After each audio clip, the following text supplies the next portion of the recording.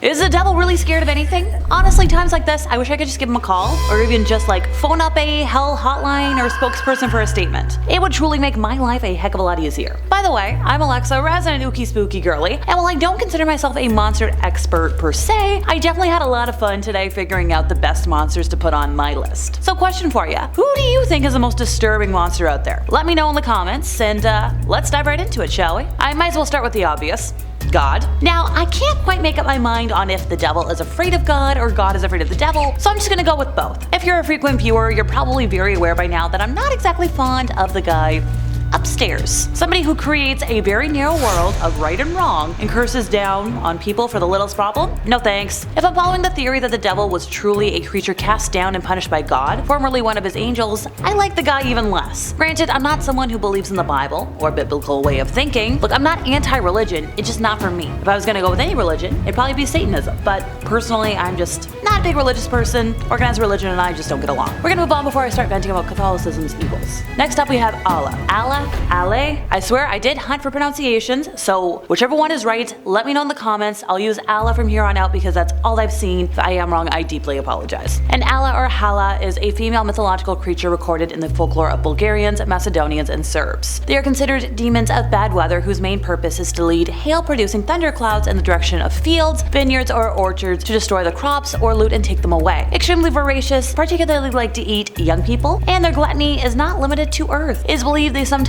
try devouring the sun or the moon, causing eclipses, and that it would mean the end of the world should they succeed. Yeah, I can see why the devil doesn't really like them. When people encounter this creature, their mental or physical health, or even life, are in peril. However, this creature's favor can be gained by approaching her with respect and trust. Being in a good relationship with this creature is very beneficial because she makes her favorites rich and saves their lives in times of trouble. Now, their appearance is only vaguely described in folklore. According to different sources, they could look like a black wind, a gigantic creature of indistinct form, a huge-mouthed human-like or snake-like monster, a female dragon, or a raven. Oh, and that's not all. They may also assume various human or animal shapes, and they could even possess somebody. It is believed that the diversity of appearances described is due to this creature being a synthesis of a Slavic demon of bad weather and a similar demon of the Central Balkans pre-Slavic population. When they're described in folk tales with like a human-like appearance, her personality is similar to that of the Russian Baba Yaga. Now, she's said to live in the clouds or in a lake, spring, hidden remote place, in a forest, in Hospital Mountain, cave, gigantic tree. While she tends to be hostile towards humans, she does have other powerful enemies that can defeat her, kind of like dragons. In Christianized tales, Saint Elijah takes the dragon's role, but in some cases the saint and the dragons fight Allah together. Eagles are also regarded as defenders against this creature, chasing them away from fields and thus preventing them from bringing hail clouds overhead. While some mythological beings are common to all Slavic ethnic groups, Allah seem to be exclusive to Bulgarian, Macedonian, and Serb folklore. I know I've mentioned it before, but I do like to re-emphasize. Even so, other Slavic groups also have demons of bad weather. Amongst East Slavs, the witch was called,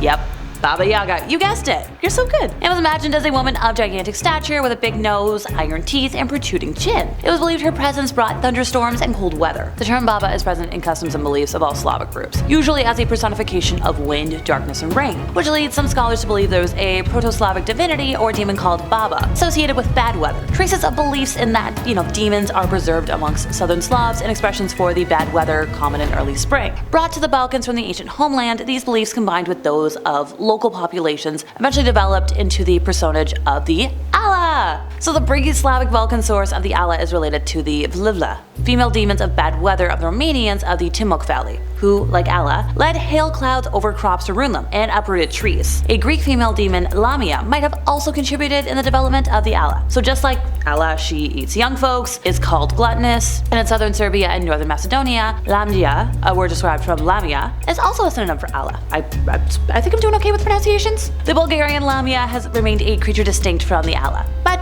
they share many similarities. Once again, there are many variations of Allah, and a lot of them I think would scare the devil. Alright, next up, we have another fun name, Draugr. I swear, I watched 7 different videos for the pronunciation, so if I got it wrong, I apologize. This haunting figure from Scandinavian sagas and folklore emerges from the cold depths of Nordic myth, a creature of the undead, a revenant with a taste for the macabre. I like him already. These beings, known by various names, inhabit burial mounds and royal palaces, their spectral existence woven into the very fabric of medieval tales. Now, these creatures aren't your ethereal ghosts. They're not little wisps of the afterlife. They're corporeal. They're animated corpses guarding treasures buried with them. The Old Norse term Draugr echoes with the haunting presence of a ghost, a spirit, the dead inhabitant of a cairn. Yet it's not merely a ghost. Once again, it is a reanimated corpse. So like a once dead being, walking again in the cold realms of the living. The term burial rite predates J.R.R. Tolkien's employ, describing these beings dwelling in burial mounds. Linguistically, the word Draugr finds a home in Swedish, a loanword from the West Norse, with its modern usage hinting at a pale, ineffectual figure, dragging itself along. Kind of like how I am on a Monday morning getting out of bed. But what sets this creature apart from the typical ghostly apparition is their physicality. They possess superhuman strength and a hideous appearance, often described as death blue or corpse pale. Fun fact, I've once used a foundation called Corpse Flesh and it matches my skin perfectly. They carry with them a reek of decay, a foul stench that tends to permeate the air around their haunting grounds. Their malevolence extends beyond the grave, reaching into the realms of magic. These undead beings wield an array of supernatural abilities. We're talking shape-shifting, weather manipulation, dream invasion, you name it. They can enter the dreams of the living, leaving behind tangible gifts as eerie reminders of their spectral visitations. A peculiar twist in their saga unfolds as the Draugr is linked with the concept of vampirism, not the conventional fluid-sucking kind, but a contagious nature where the Draugr begets another through a transformative attack. An undead epidemic, a chain of contagion that kind of scares me. These creatures, now not limited to haunting burial mounds, even though I've emphasized it as much today, they roam at night. They attack livestock and shepherds. Animals feeding near their graves kind of fall victim to a madness, driven to death by the Draugr's influence. Now, this creature's malevolence extends to curses, disease, and even the creation of temporary darkness during daylight hours. So what motivates them? Well, greed, envy, longing for the life they once had. They tend to manifest it through a vicious attack. And no, not a fan. No, thank you. Alright, time to make a switch over to Norse mythology this time. None other than Jormungandr. I looked it up. This terrifying serpent coils itself around the fabric of the cosmos, a vast and mystical force bridging worlds. Its name combines Jormund, signifying the immense and superhuman, and Gandr, a term resonating with various meanings like snake, river, or staff. Born of Loki and a giantess whose name I could not figure out how to say, Jormungandr is flung into the great ocean by Odin, where it grows to such colossal proportions that it encircles the earth, grasping its own tail, which kinda is a symbol of cosmic significance. Eventually, Jormungandr, the release, kinda heralds Ragnarok. The cataclysmic final battle of the world. This mythic serpent, the middle child of Loki's brood, becomes quite the key player in the Norse apocalypse. Apparently it's the end of the world as we know it. Now Thor, the god of thunder, engages in an ongoing feud with this creature. Their epic clashes, documented in tales like Thor's fishing trip, add layers to the Norse narrative. In one story, Thor, lured into a strength challenge by the giant king, attempts to lift this creature, disguised as a colossal cat. Now despite the magical deception, Thor's partial lift stretches the serpent towards the sky, evoking awe and fear from the onlookers. Another tale unfolds during a fishing expedition with the giant Hymir. Denied bait, Thor uses the head of Hymir's largest ox. Now when our creature that we've been talking about today takes the bait, a fierce struggle ensues, poison spraying from the serpent. Hymir, overcome with fear, cuts the line, leaving the serpent to return to its encircling position around the earth. The serpent's violent unrest in the sea, releasing its tail, becomes, the end of the world. Now, as our creature thrashes onto the land, it joins forces with Fenrir, the monstrous wolf, to confront the gods on the plain of Vigrid. The prophecy foretells Thor's final battle with the serpent, leading to both their deaths. Now, Jormungandr's significance extends beyond Norse mythology, drawing parallels with the Hindu god Indra's slaying of the dragon Pritya, and echoing a Balto-Slavic motif of storm gods combating serpents. The serpent biting its own tail resonates with the theme of the bound monster in Norse mythology, a creature destined to break free at Ragnarok. Yeah, I can see why the devil might be a little scared.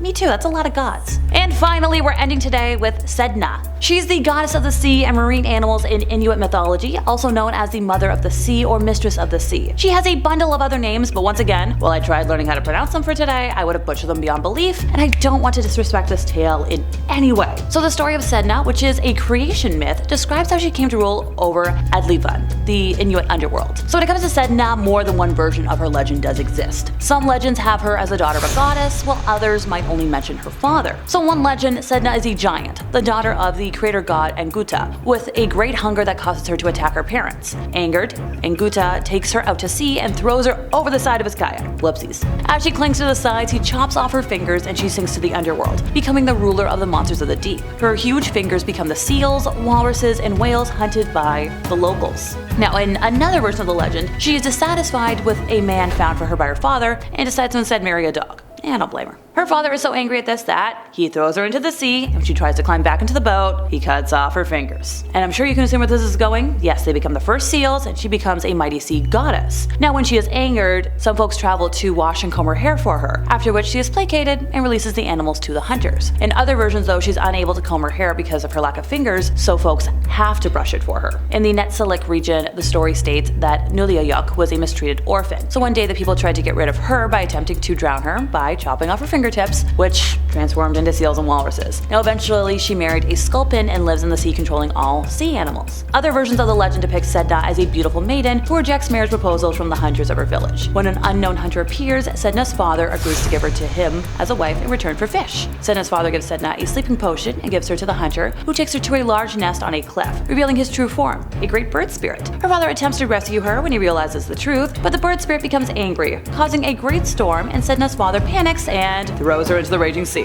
Attempting to cling to the kayak, her hands freeze and her fingers fall off this time, becoming the creatures of the sea. She falls to the bottom of the sea and grows a fishtail. Now she is kidnapped or deceived by a different bird creature in yet another version. But at the end of the day, she is the goddess of the sea, and I can see why the devil might want to fear her. Do I feel like kind of a broken record after all of that? Sure. Kinda, but I wanted to make sure I covered as many different variations of the legend as I could to be respectful. Also, I kinda fear this goddess now myself, and I didn't want to risk offending her or her leagues of creatures in any form. And that brings us to the end of our time, and I feel like I need to set up an altar or something to protect myself from all these creatures. I swear, I respect y'all. If you folks at home enjoyed my ramblings today, could you help us out by giving this video a like, subscribing if you weren't already, hit the bell for more disturbing content from us here at Top 5 Scary Videos, and I'll see y'all next time, you lovely spooky people.